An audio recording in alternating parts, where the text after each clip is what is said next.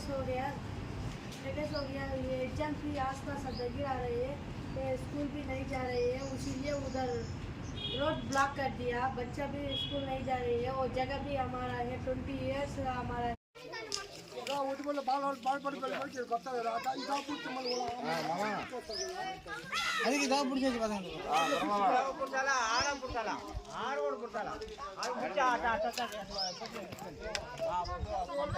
చెప్తున్నానంటే ఇక్కడ కంచేశారు, పిల్లలు కూడా స్కూల్కి వెళ్ళడం లేదు।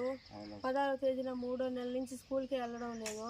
అందుకని ఆడ కూడా ఆ పక్క ఒక స్కూల్ ఉంది, ఇక్కడ అంగన్వాడీ బడి ఉంది, ఇక్కడ కూడా ఆ పిల్లలు ఈ పక్క రాలేదు, ఈ పిల్లలు ఆ పక్క పోలేదు। పోయేది ఎవరు మాకు న్యాయం చేస్తారు?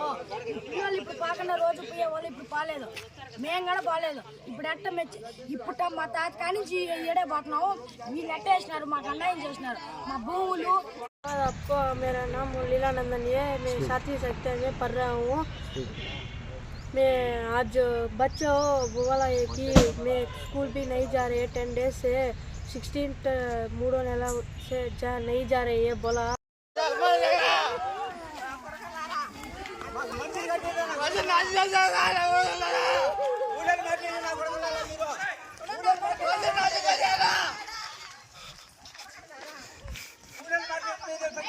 ఎక్కడ లేదు కదరా, నెంబర్ ప్లేటే లేదు అసలు।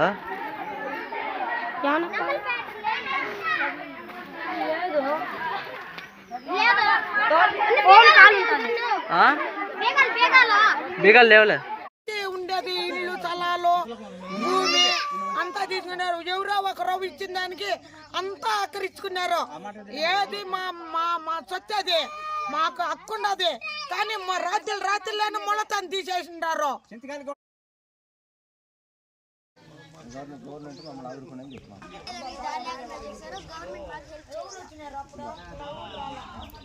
అందరూ చెప్పండి।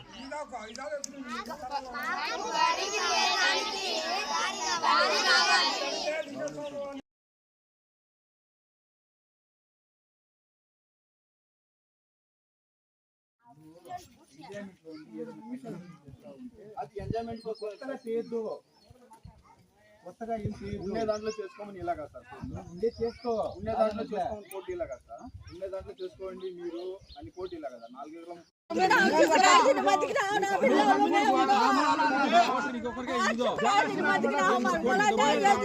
బిడ్డలు